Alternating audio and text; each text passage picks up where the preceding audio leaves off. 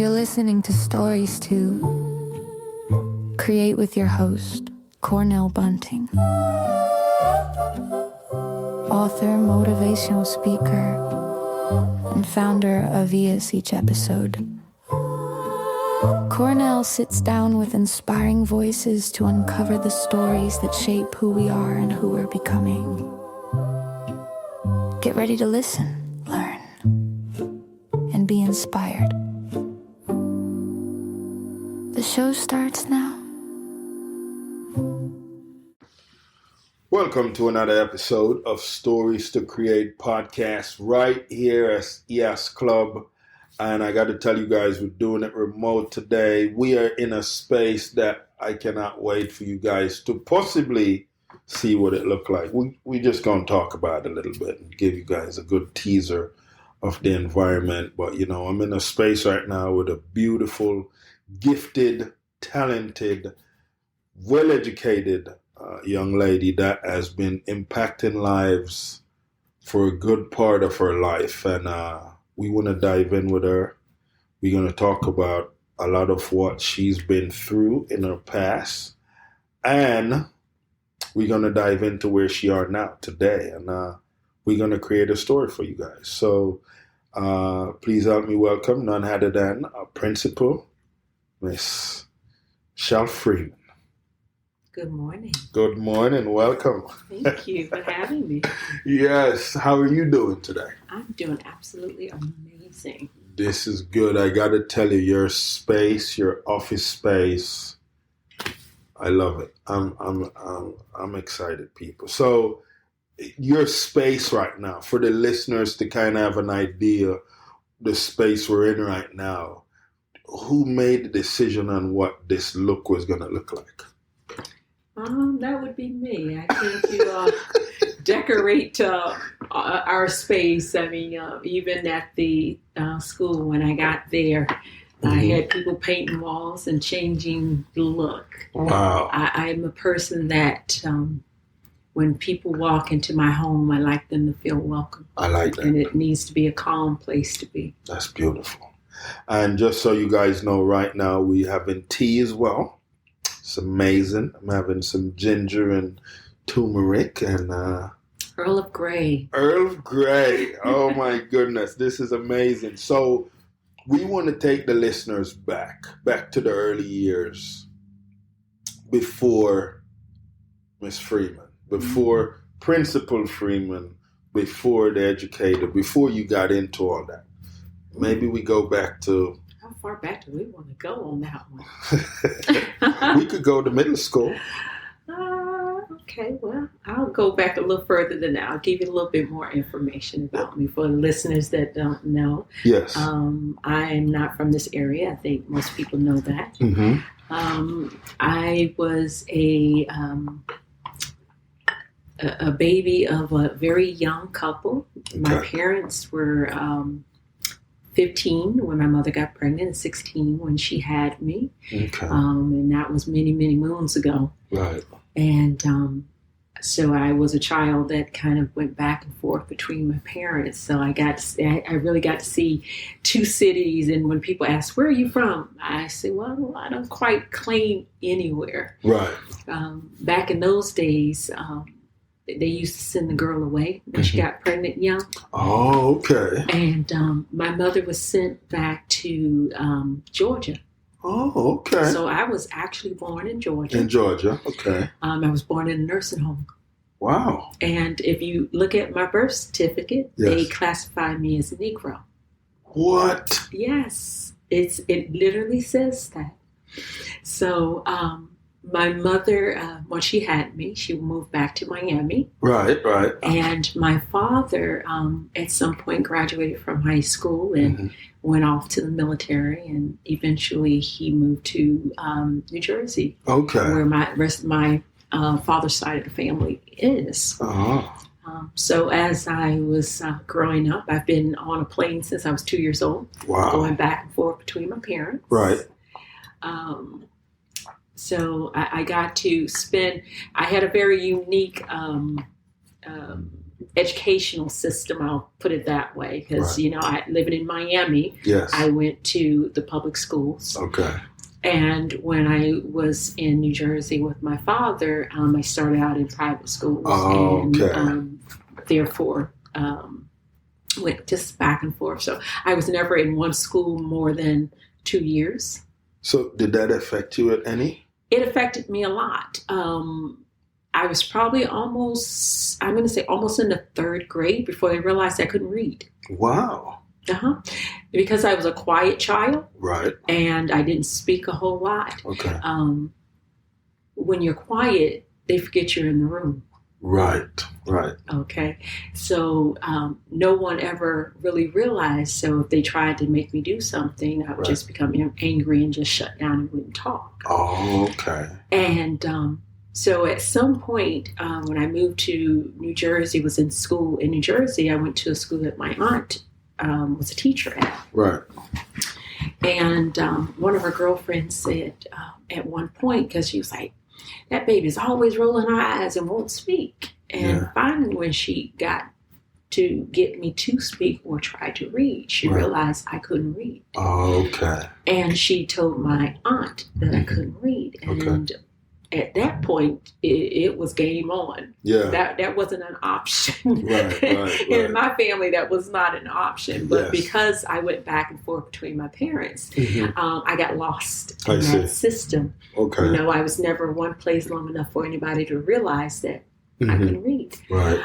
So at that point, up north, you got the basements and all of those different areas. I had to go down to the basement to a small group where I had a one-on-one person working with me. Wow. And then when I would get home, my aunt, whom I lived with at that time, same thing. We were home. I was sitting at the table. I was crying every day, and it was not an option. I was going to learn to read. Yes. And it went back all the way to the ABCs and sounding out, your letters and, all of that. So eventually I learned to read. Wow. And when I did learn to read, books became my favorite place to go. Wow. Yeah, because, being a quiet child and a child that, because I moved so much, I didn't make a whole lot of friends. So books became my friend. I love to read and go to different places. Wow. Through books. So if I was to pick an age, let's say 14, what was your favorite book or your go-to book? You're gonna think it's funny. Reader's Digest. What? And I'll tell you why. Yeah. My aunt owned a beauty salon. Okay. And she would do my hair if I came. Okay. She wouldn't charge my mom. That day, Saturdays, I would go with her and spend all day at the beauty salon. And I cleaned up and did all little things around the shop. And she would do my hair. Okay. And in between, just hanging out, she always had the Reader's Digest and the different magazines everywhere. And they always had stories in those books. Right. And I would just sit there and read them. Just read them. And read them. And then, you would have a Harlequin romance and all the other books. And that's how I really started reading. Wow. That is amazing. Yeah. So transitioning into high school from middle school, what was that like? Stay with us. We'll be right back.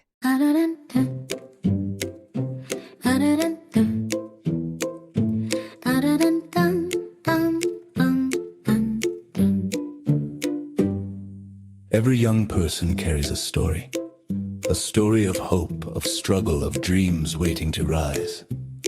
But in too many underserved communities, those stories go unheard.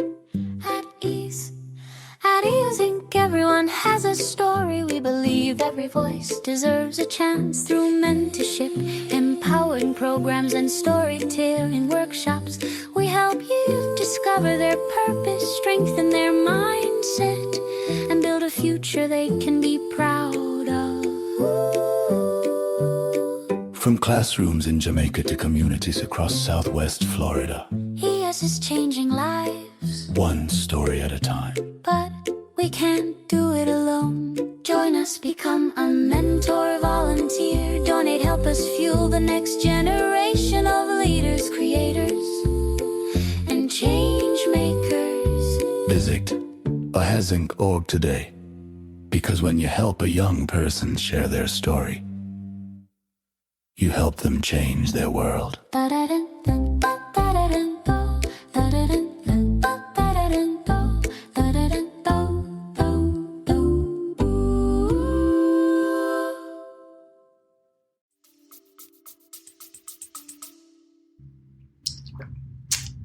From middle school to high school.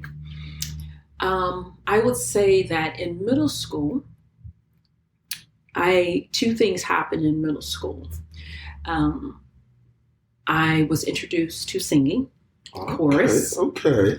And it was my teacher was from I don't remember what part of Africa he was from. Okay. That's where I began with chorus. The second thing that happened is I started playing sports. Okay. And by the time I got to ninth grade, there was a teacher there who really took a liking to me. She was my chorus teacher as well. Yeah. And the head basketball coach got a hold of me. Yeah. So I started out with volleyball. Okay. So I played volleyball in high school. I was a forward in basketball. Okay. I was the pitcher for softball. What? And then that was my 2 years in Miami. Okay. Then I transitioned and moved back to New Jersey. Jersey, yeah. And when I was in New Jersey, again, I played basketball. I played volleyball. Okay. I threw the shot, the shot put, the javelin, Wow. and the disc. That was part of my sports. And I was on the swim team for a little while. So you were an aggressive sport player. Not necessarily aggressive. I think that was my way of fitting in. Mm-hmm. Okay. You know, sports became my way of having that connectivity to others. Right. Because I never was in one place long enough. Right. So that was that way of pulling me into things. And I think the teachers and the coaches realized that when they would see me, that was, yeah. Wow. Yeah. You gifted young lady. Yeah, well, I wouldn't say gifted, but, you know, we do. Yeah. And I left New Jersey probably about 2 months before graduation. Why? One of my favorite aunts had passed away, and it was a hard time at that point. And also growing up, and at that point I lived with my grandmother, and sometimes you think you're grown, right? And so I was going through that phase as well, and I wound up going back to Miami, and I graduated from Miami Jackson. Okay. Yeah. Okay. And that's the school I started out with in ninth grade. Oh, okay. So it was like people would see me at one point. It's like, where did you go? Yeah. Wow. Yeah. So. That is amazing. So you finally kind of got comfortable with moving back and forth between schools and stuff. With schools, between parents, because you're with a parent for one point and then you start missing the other. Right. And, my parents were amazing. One never said, no, you can't go or you could not do. It was always, if I got to a point that I said, I'm ready to go see my mom, my daddy would buy my ticket and say, she's on her way. That's good. If I wanted to see my daddy, my mother did the same thing. So they always had that relationship where they made sure I had both of them. So that's beautiful. Now, you said something earlier on what was on your birth certificate. Now, was that a thing that, kind of bothered you a little bit, or like, did you hear that a lot growing up or being called that? I've never been called that. again, it was on, when I finally saw my birth certificate, I kind of like, wow. Yeah. But, I was born in 69. Okay. And when you think about being born in Georgia, Right. and that time and era, Right. that's, it was probably expected. I see. So, yeah. So when people see my birth certificate or I have to present it, they kind of look down like, Yeah. it's probably a shocker. So with your travels, it didn't seem like your parents had much challenges in that time frame either, right? I would say that, if you probably spoke to my father, he would probably say some due to the fact that he went into the military, Okay. And back then I'm sure that young African-American males probably did experience some things. Right. My mother, it's interesting that she didn't finish high school, but she did go back and she got her GED. Wow. She went to school at Lindsay Hopkins in Miami, and she finally got her GED, and I'm so proud of her. That's awesome. And I often tell her that. And, she did wind up having other children, after me. Right. And, of course, she continued to better herself. She worked for Dade County. Okay. And when she retired, she was one of the, she worked in the finance department, and she had worked her way up to an administrative position. So, Okay. I mean, she did well for herself. And she did, the best she could through the years that she could. Right. And that's where my father and his family, who was a little more affluent, Right. stepped in and made sure that I didn't miss a lot. Right. But when I was with my mother, we struggled. Okay.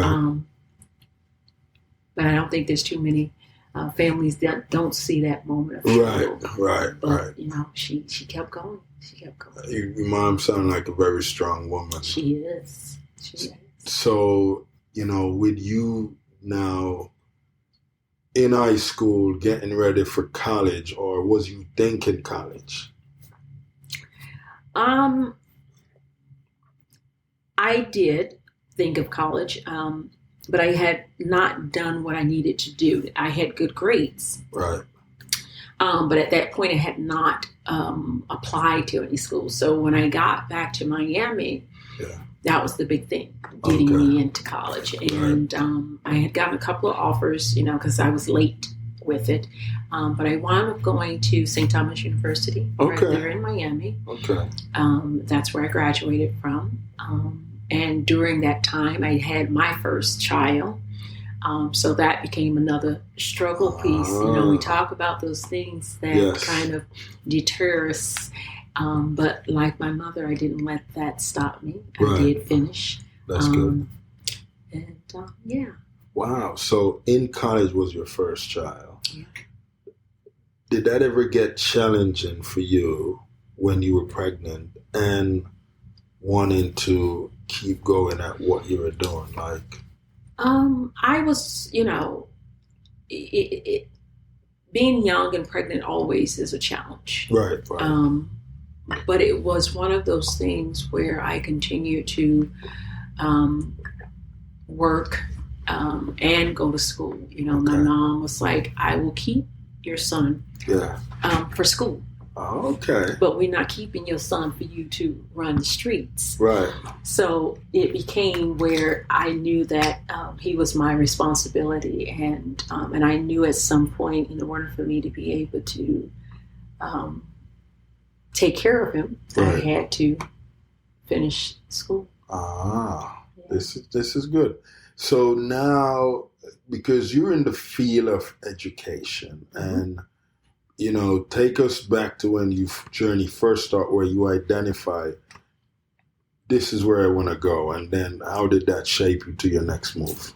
Well, I can remember being in 6th grade, and another teacher of mine, it's so funny, I think she was from some part of Africa as well. Wow. It's the funniest thing. Yeah. And she looked at me and she says, "You're going to be a teacher." Wow. And I looked at her and I said, "No, I'm not." Yeah. That was the furthest thing from my mind. Yeah. I thought, in my head, I was going to become a lawyer at some point. That was when I started college, that I was going to classes for that purpose, leading me to that. Right. I don't even have an education background in terms of my degrees. Right. Well, my second degree is, but not my first degree. And Right. my first degree is public administration with a minor in political science. Wow. So, yeah. And it's so funny that out of nowhere, this woman, I didn't know, this teacher, she looked at me, she says, "You're going to be a teacher." And I said, "Mm-mm." Wow. And so as I was in college and working and everything, I had decided to substitute. I started substituting in Miami. Okay. And I did that for a while. Mm-hmm. And kids just seemed to draw to me. Yeah. For some reason, they Right. seemed to like me, and they basically would, do as I asked them. As a substitute, I didn't really have, some substitutes, or they struggled Mm-hmm. with the behaviors and things of that nature that didn't seem to be my thing. Right. And it may be just the way I interacted with kids at that time. Mm-hmm. I went off and, did other things at some point. And then at some point, I had gotten married. And this is some years further, Right. bringing you to how I got to this side of the world. Right. By then I had my second son, and I was pregnant with my daughter. Okay. And I moved to this side of the world, and at that point I had no clue what I was going to do. Right. It was all of a sudden, you want to move. Yeah. And I'm like, okay. And it wasn't for a bad thing. I didn't want to raise my children in Miami. Right. So I was looking to be somewhere else, and that's how I got here to Fort Myers. Mm-hmm. And actually, I didn't move to Fort Myers. I moved to Port Charlotte. Port Charlotte. Okay. So I lived in Port Charlotte for probably 2 years. Excuse me. And, did various things. Mm-hmm. And at some point, someone that I had met had said, "Have you ever thought about doing, I think it's like an officer for juvenile Right. justice?" Yeah. And I said, "No, I've never really thought about that." Right. And so at that point, I applied to DJJ, Okay. and I went in as a level 2 officer because I had a degree. Okay. And I, went there, and it was a new experience, but it was a great experience. Again, it was working with kids. Right. Right. And next thing I know, within 6 months, I became supervisor. Wow. And I did that for a couple of years. I worked at DJJ as an officer. And then at that time, I was going through a divorce. Okay. And at some point, someone said to me, "Have you ever thought about teaching?" Yeah.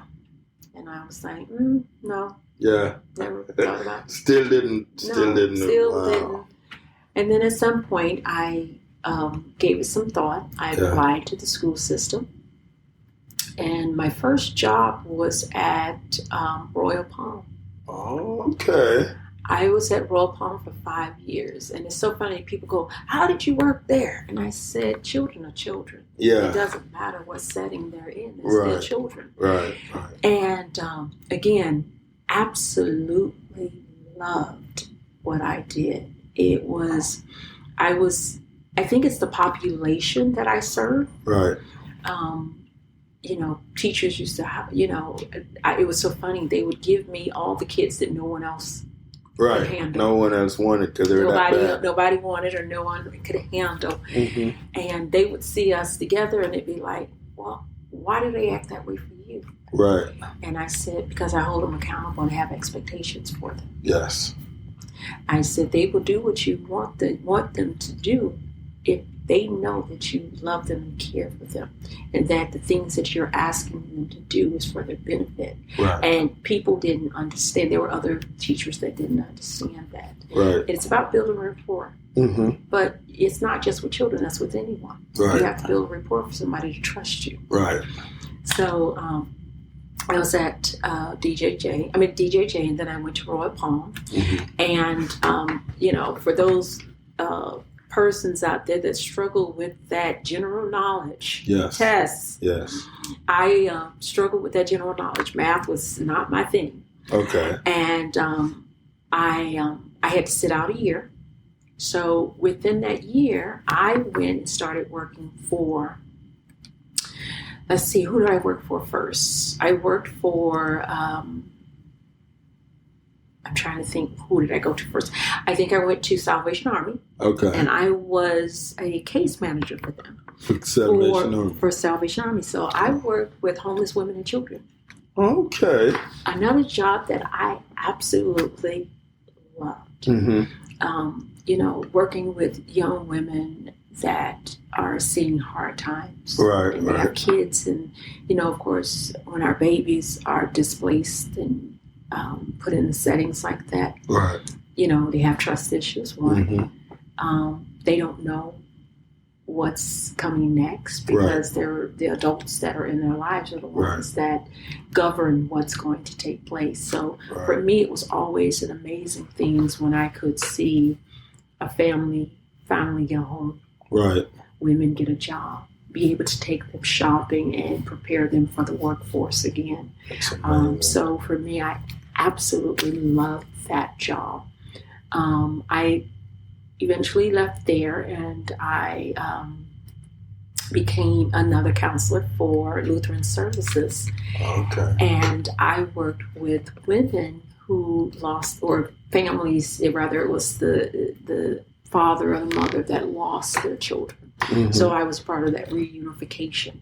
So I had to go into the homes and work with the parents and, on their plans of what are you doing to take care of yourself so that you can get your child back. Right. So that was a lot of paperwork and going to courts and different things of that nature. So another part of my journey that I think that lends itself to where I'm at.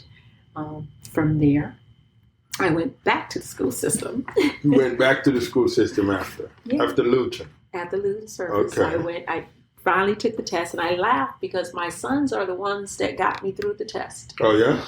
They were like, Mama, come on, sit down to the table. So, I was telling them what kind of math. We started going through the math. They said, but you know how to do the math. You're just missing that step, Mama. Right. And they walked me through the math, and I passed it. Wow. Yeah, it was my sons that really made me pass that test. It was amazing. Absolutely, I had gone to tutors, everything. Right. And it was just that simple. It was just one of those mornings where I woke up, and I always say it's God. It's in your quiet moments. My house was quiet. Right.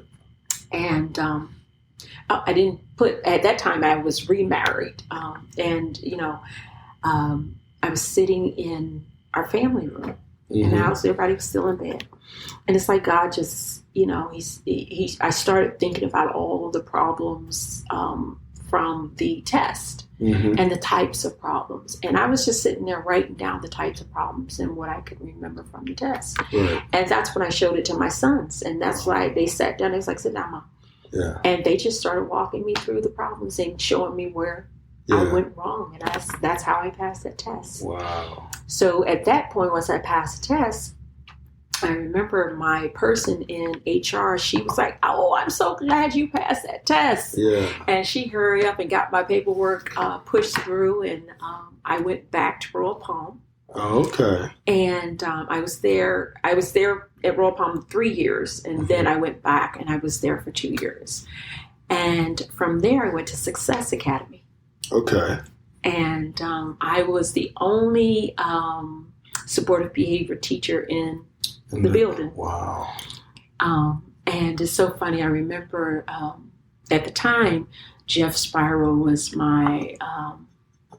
was the principal. Yeah. And he and Doug McKeever, who was his assistant, they came into my classroom. Yeah. And my kids were working, and they looked at me and they said, I said, something wrong? Yeah. They said, no. They said, nothing's wrong. Yeah. He said, it's a joy to come into a room where kids are working. And they're like, how is it that you're supposed to have the worst kids in the building, Right. but you have no referrals? Wow. And I said, should I have some? Yeah. Because I was trying to figure out, was this a catch-22? What, Right. am I supposed to be writing my children up or something? Yeah. And they said, no, your kids are working. They're doing what you're asking them to do. And Right. they said, why is that? I said again, I set expectations for my Right. kids. Yes. And I treat them with respect. Yes. And in the same token, they give that back. Right. But they know that I didn't play. You can Right. get your work done. Yes. It's just that simple. That's amazing. So from there, when Jeff Spiro left there and he went to Lehigh Senior High School, Mm-hmm. he asked me to go to Lehigh Senior High School. Okay. And I did. I think I was at Success Academy for maybe 2 or 3 years. Mm-hmm. And then I went to Lehigh Senior High School. Wow. I was at Lehigh Senior High School for, I believe, 10 years. Wow. So in that time, I went there as a teacher. Mm-hmm. And from that point, I moved up to an administrator. Oh, I see. Yeah, so I was an AP there for probably about 5 years. Mm-hmm. And then from there, I was asked to go to Fort Myers Middle. Wow. I think originally when they moved me there, the thought was to make me the principal there. Okay. But the principal at that time did not leave. I think there was some discussion about him leaving at that point, going to another school. Right. So I went there, and I was there for 6 months. Mm-hmm. Loved middle school, loved the population. Yeah. And then I was asked at that point to put my name in for a director position at the district. So Okay. I became the director for professional standards and equity. Okay. And I did that for a couple of years. I've not had a job in Lee County that I've had not absolutely enjoyed. Enjoy. Yeah. Because each experience brought something new, or I learned a new skill, or That's I awesome. saw where I could be of service to others. Yes. So for me, I don't think there was one job that I had. The one thing with being the director for professional standards, that I realized that, again, when you respect people, Mm-hmm. and you receive that back. Yes. And that's what that job was a lot of. That's awesome. From there, again, it's so funny. People just come to me and they go, Freeman? I say, yeah. They said, what do you think about going back to school? Yeah. I said, I would go. Yeah. Because you miss children. Right, You miss interacting with teachers. Yes. And they said, what about Franklin Park? And I looked at them and I said, what about it? Yeah. And they said, you going there? I said, going there is what? Right. When they said the principal. And I looked at them. I said, are you serious? And they said, yeah. Would you put your name in for it? I said, yeah. Right. And when I went through the interview process and everything, and they said, well, we'd like to offer you that position. Would you like it? I said, send me. Yeah. And I can tell you that was, had never been in elementary. I've Right. always done middle school and high school. And yeah. And I want to say that it was one of the best decisions I could have made. That's awesome. There are days where, the lift is heavy and it's hard. Right. It is so gratifying. Mm-hmm. I tell people that I can only have bad moments, Mm-hmm. not bad days. Right. Because when I'm dealing with all of the other stuff that's going on, Mm-hmm. Walk into my hallways or walk into a classroom and I have babies that are throwing their arms around me and telling me how much they love me. Right. You can't have a bad day with that. You can't have a bad day Come with on now, that. you cannot have a bad day with that. So now in your space, you have like a mini library. You have a lot of books. And I'm looking at all your books, and I see you have a rapper who his mom was a part of the Black Panther movement. Mm-hmm. Did you ever get a chance to see what that movement was about and embrace some of what they were doing back in the what was that, in the 70s? Yeah, but for me, no. Because I was still fairly young during that time. Yeah. So for me, no. I was in Miami when you had the riots. That was a time when I, physically saw a lot of that. And it always, I always ask the question, and, we get angry about so many things. Right. Justified they are. Right. But I always wonder, why do we always destroy our own stuff? Right, yeah. And that's what it was for me. I couldn't understand in Miami where, you're looting and burning down your own areas. Yeah. Not that I want them to go out and destroy anybody else's, but this is where you live. Right, yeah. So, that was probably the closest to any racial dissension that I was able to come in contact with. Now, hip-hop was kind of created, 70s, 80s? Yeah. What did that mean to you? As a kid, it was just very cool that, people spitting lyrics and how, I grew up before you had videos. Right. You had hip-hop. Yeah. And then it turned, everybody's learning the songs and the lyrics and things of that nature. And then all of a sudden, now you see them on the screen. Right. I remember when Michael Jackson did Thriller, and it just went from there. And it just became amazing to see all, Ron DMC and some of the other rappers that were out there, Queen Latifah, and, just... It was amazing. And it's interesting to where you are now. There are certain rappers that I like, and Nas is one of the ones that, because when he raps, he's talking about something significant. Yes. And I find myself drawn to Tupac. That's why I have that. Yes. He was another one. Yes. That I absolutely enjoy listening to him because he always had a message when he rapped. Yes. The Will Smith era when he was, summertime. Yeah. I lived in the North at that time and going through Philly and going through, when I listen to that song, I can think about the different parks and different things that I went to when I would go to Philly. So for me, he was one of the great ones. He truly had a message. That's amazing. Yeah. The kids now that you work with, how often do you step out of your office space to interact with the kids? All day long.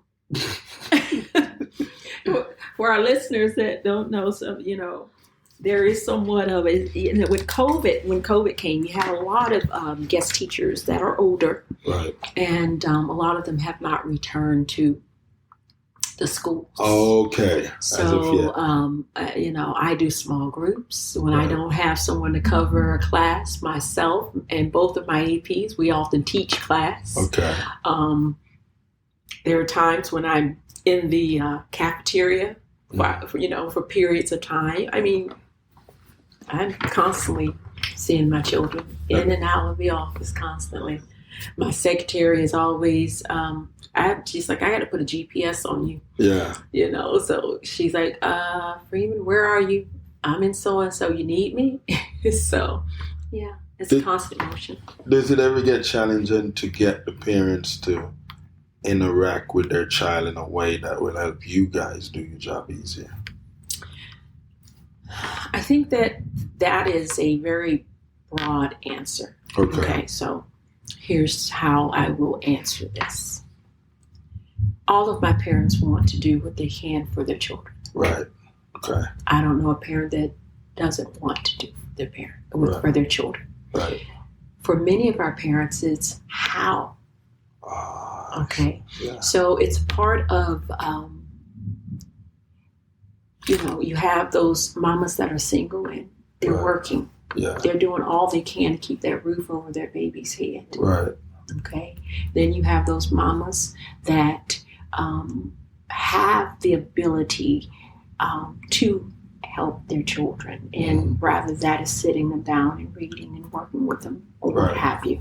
Right. But even they don't know, okay, what should I be working with? What should I be doing? Yeah. So for us, it's about educating our parents and giving them the resources that they need in order to be able to assist us.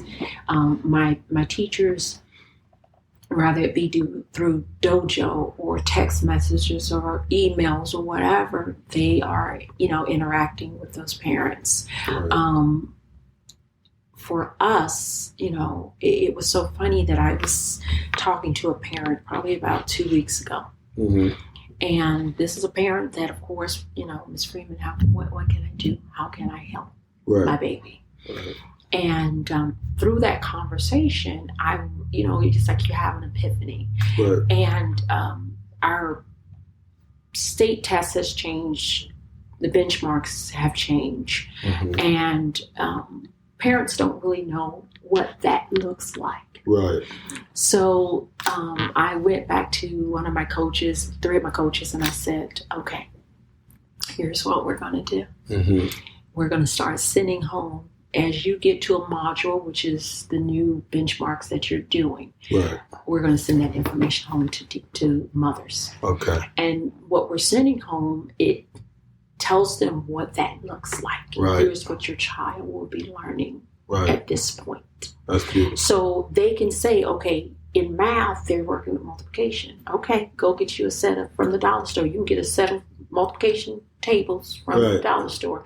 And when you're in the kitchen cooking, start throwing out multiplication factors to that child. Yeah. And have them answer, because that's where my children struggle. They struggle with multiplication when you start talking about that 3rd, 4th, 5th grade groups. Mm-hmm. That's the testing times. Then we send them home something in regards to what they're learning in reading, what they're learning in science, so that parents have a little better idea of what's going on. And it's so funny, because what we sent it, the parents have to take out that information and then they have to sign. Right. So at that point now, if you want to ask questions, we send home things they can be doing from homework and so forth. Mm-hmm. And it's so funny that my kid says, my mom wants to know when the next one is coming home. Oh, wow. Because now they have the tools. Yeah. And that's the part that was my epiphany. Yeah. If I want my parents to help, I got to tell them and show them what they need to do. What they needed. Yeah, educating them. That is amazing. Now, you have a taste for art. How far back would you say you go to when art grabbed your attention that you wanted to be a part of it? My aunt, who has passed away many, many years ago,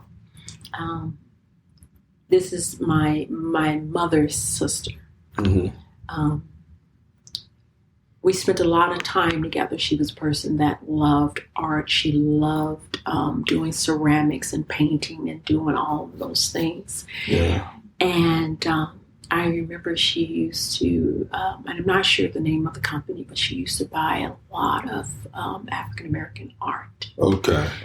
And I just fell in love with it. With the pieces. Yeah. And when she passed away, my mom said, Aunt Phyllis left you something. Yeah. And I said, well, what did Auntie leave me? Yeah. It was all of her art. What? And she had a lot of pieces. Wow. I have some pieces that hang up in my home. Mm-hmm. And people have come to my home and they're like, I love this. And I had so many that I would pull them out and I would say, choose one. Yeah. So wow. I've given away quite a bit of it, and I've kept my favorite pieces. Okay. But yeah, she was the person that really gave me a love for art, and I like to have colors around me, and that's why you see a few pieces. One of the pieces that's hanging up in my office is a piece that one of my paras painted. And I was at a function, and I saw the painting, and I saw the person's name, and I asked an individual, I said, is that Angel's picture? And they said, yeah, she painted it to be auctioned off, and I bought that painting. And when she walked in my office, she looked, she said, that's my painting. I said, yeah, it is. And so I keep it hung. It's a beautiful picture of an African-American woman. Mm-hmm. You know, those full lips and that nose. Yeah. Would you say African-American, maybe in general, are now aware of their surrounding and what's going on?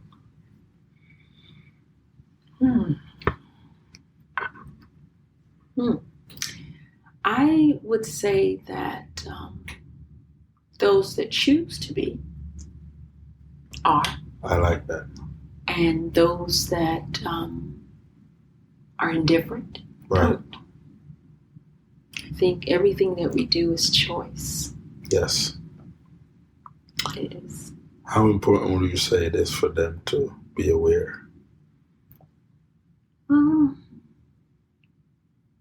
I think awareness and education is... Well, I would say, I guess we're labeled as don't want to read or don't care to read. I'll tell you a story about that. So, this was when I was at DJJ. Mm-hmm. And I told you I had moved up to be a supervisor. Mm-hmm. And at that point, the policies and some of the procedures were kind of old, and it was time to update them. Mm-hmm. And at the time, the superintendent for DJJ at this particular facility was an African-American male. And as I was updating some of the policies in our book, mm-hmm. He had called me for something, and we were talking.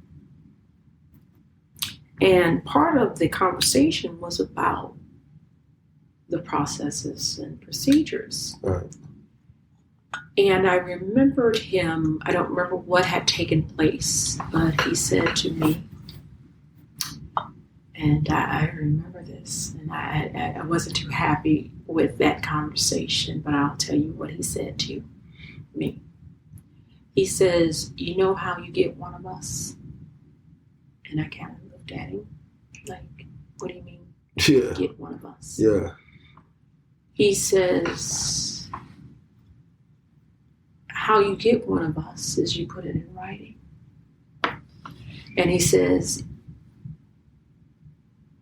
I said, put it in writing. Yeah. He says, yeah. He says, and he used the N-word.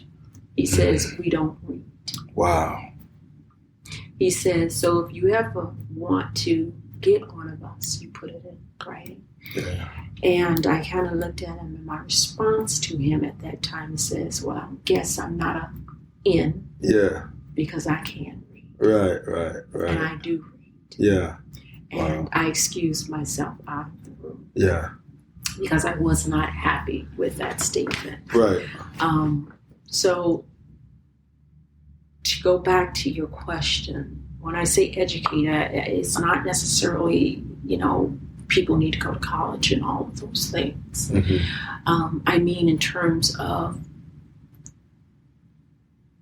educating yourself in terms of, and I think that young people do a great job with that. Right. And I will say that I am absolutely in awe of our young people, because with their ability to navigate social media, mm-hmm. their ability to use the tools that are out there, from their cell phones, to Google, to whatever. Mm-hmm. They have created platforms for themselves that my first cell phone was this huge, big old Motorola. Yeah. We had the pagers, the beepers back then. So for them, they have a world that has just been opened up. And I think COVID has really, really made our young people really think about life and how they want to live. Right. You have more young people that are in the stock market. You have more entrepreneurs. They are thinking outside of the box about how can I be that next millionaire. Right. You know what I'm saying? Yeah. So that is where I say, in terms of the educating ourselves. Yes. Also knowing that, we don't stop giving the excuse that another generation is stopping us from being. Ooh, I like that. Where we need to be. Yeah, I like that. We are the, you create the world you want to be in. Yes. We can't create the world we want to be in. Yes. And I tell my children that there is nothing that you can not achieve that you don't set your mind to. Right. You just have to want it bad enough. Yes. And work to achieve it. And that's the part that I absolutely love right now, the generation that is going forward. When I look at YouTube and podcasts and all of these things, and I've seen African American males and females out there, they're shaking and moving. Oh yeah. And I absolutely love it. So they are educating themselves. It is not always in a book. There's so many other avenues to do that. Right. But also having the not letting fear take hold, and not keeping yourself ignorant about what's going on in the world. Right. So that would be my answer for that. Now, here at Franklin Park, how long would you say you've been the principal? 5 years. 5 years. You have made such an impact to the community that you have like this special event when you open back to start the semester. Who came up with that idea, and how did you guys get so much community members involved? Well, I cannot take any credit for that, none whatsoever. Yeah. That was here prior to me. Okay. And I want to say it was the brainchild of, we call it Joy, but Tamara Hunter. Yes. And Dr. Quisenberry, the principal before me. I believe that was their initiative.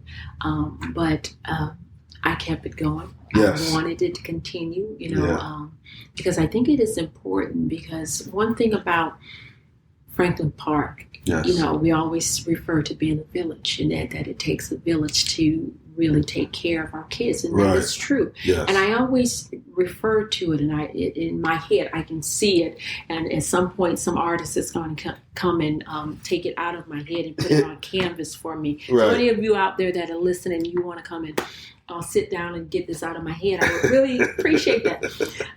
I see these collective arms, these hands that are holding Franklin Park in the center. Wow. Because that's the way I see it. I see that, all the grandmamas and the grandfathers and the aunties and the uncles and all of these people that are taking care of us. It's so funny that I now have children of the children that I taught or was their administrator. Yeah. Wow. That's amazing right there. So that's why I say, I always refer to us as a family. Yes. I tell people this is our house. Wow. And that is truly how I feel. Wow. This is beautiful. Now, because you do have an amazing story, and what would you say, beside being among the kids, walking in your purpose, what else would you say you desire doing on this beautiful journey of yours? Wow.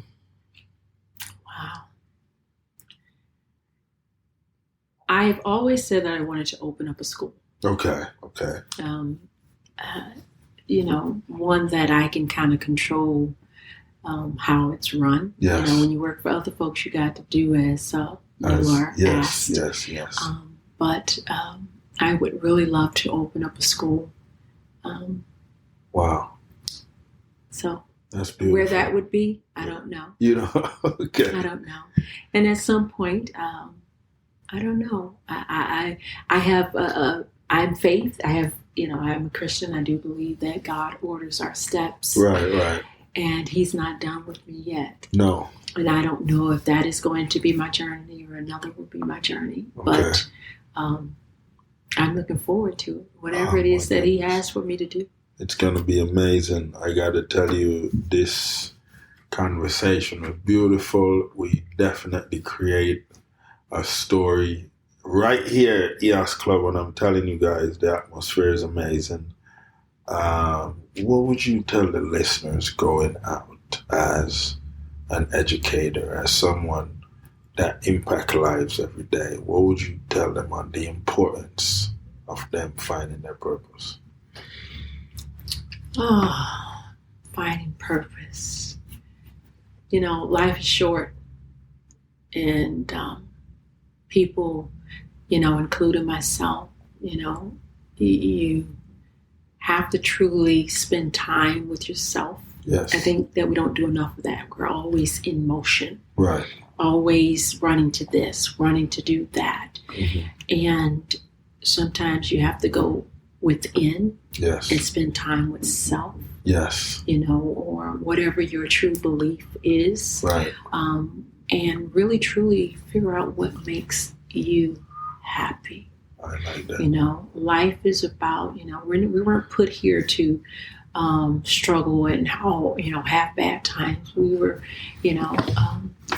here to, as you say, find our purpose. Mm-hmm. What is that thing that makes you happy? For me, that thing is being able to do for others. Yes. That's why I do what I do. Yes. I absolutely love working with kids. I think that they can be funny.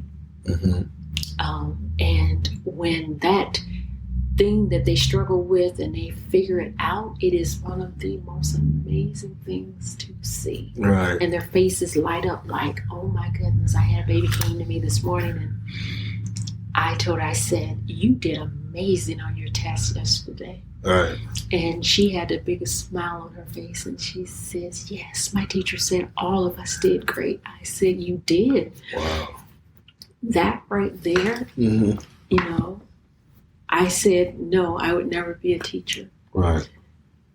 And I believe that God orders my step.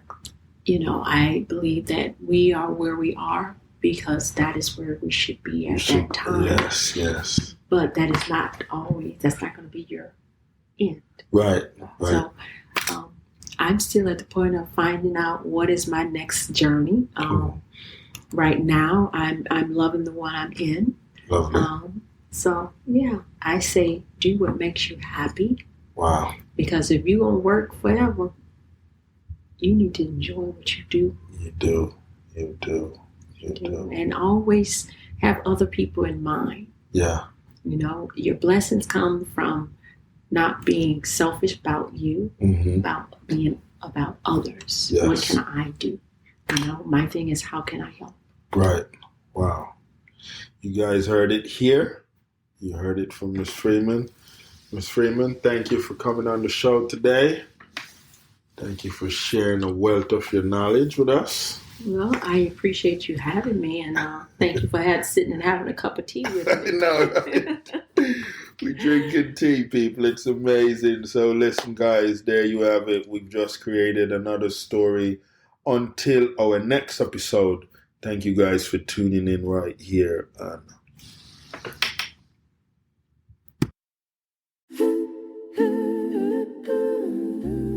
Thanks for tuning in and downloading this episode of Stories to Create.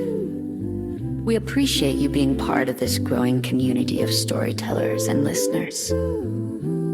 If today's conversation inspired you, please share the show with friends, family, or anyone who could use a little motivation in their journey. A special thank you to our sponsors, EHAS Organization, Cornell Bunting LLC, and Nostril Cheese Chase for supporting the mission and making this podcast possible. To learn more about our work, upcoming projects, and how you can get involved, be sure to visit www.hisinkorg and www.cornellbunting.com. Until next time, keep creating, keep growing, and remember, your story has power.